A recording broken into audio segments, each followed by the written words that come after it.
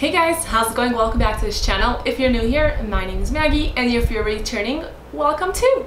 Today I'm going to go ahead and share with you guys an update on my Hoya cuttings.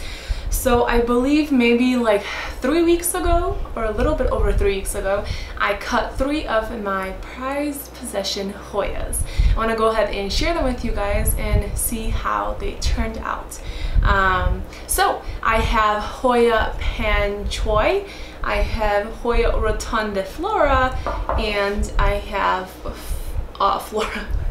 I have Hoya Ring Sand. So those are the 3 Hoyas that I have chopped up. The very first one I'll go ahead and share with you guys is the Hoya Ring Sand. And if you guys could see right there, it's gonna take a little bit for the camera to focus in, but those are the roots, and that's how it looks approximately after 3 weeks in the water. I also took another cutting, but that cutting ended up actually going to one of my Instagram friends, Cody. We ended up exchanging plants. He gave me his Hoya Potsy cutting, and I gave him my Hoya Ring Sand cutting. And then next up we have Hoya Pan Choi.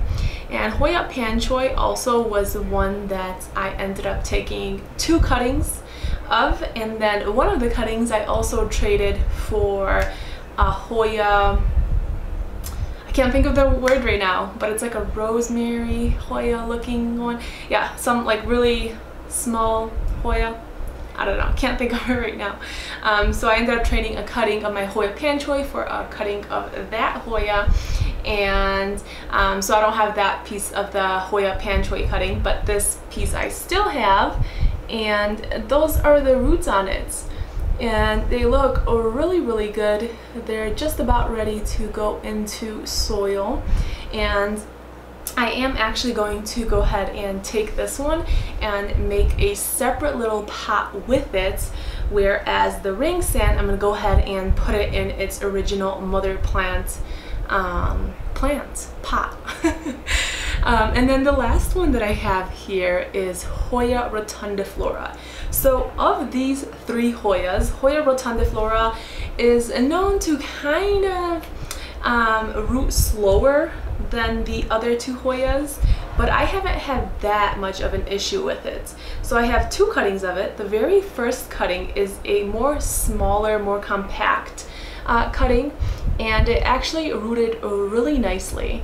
I'm not sure if you guys are going to be able to tell that, or I'm going to have to take another video and overlap it over this, but the roots look really good on that.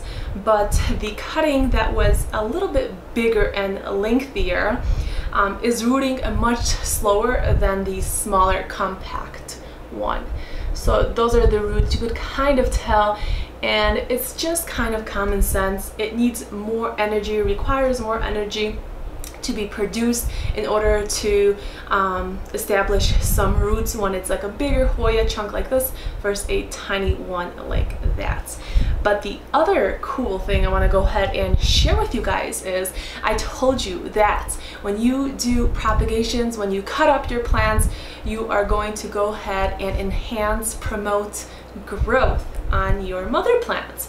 So my Hoya Rotundiflora was just 1 strand 3 weeks ago. Now I have 2 extra strands that I took cuttings of, and I also have it producing more growth on the original vine and pushing out leaves like crazy. Some of them are still kind of small, but you could actually see the growth, which is super exciting because this is just a very cute Hoya, and it's kind of pricey as well. So if I could promote more growth on my Hoya instead of getting more Hoya Rotundiflora from online, I'm all about that.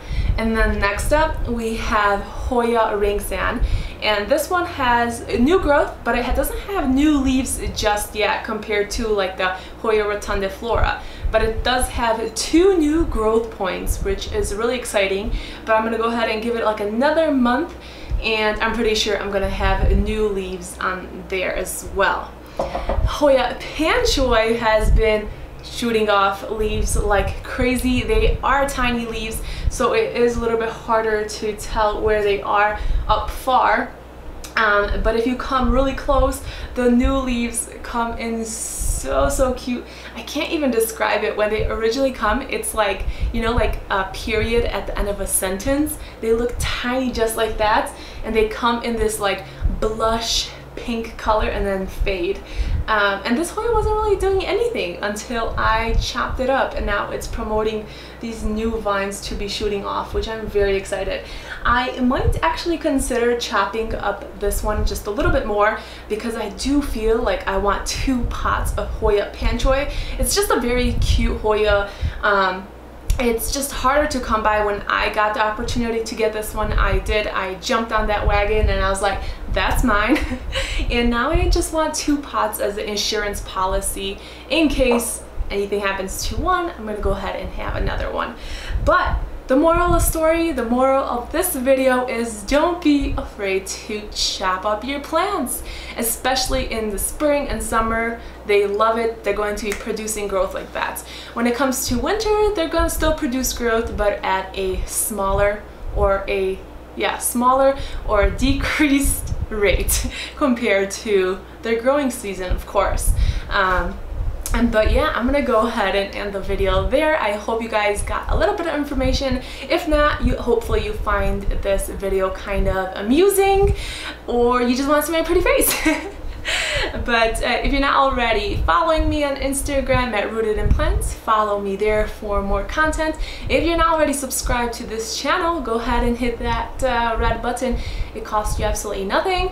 And I'm gonna go ahead and see you guys in the next one. Bye guys!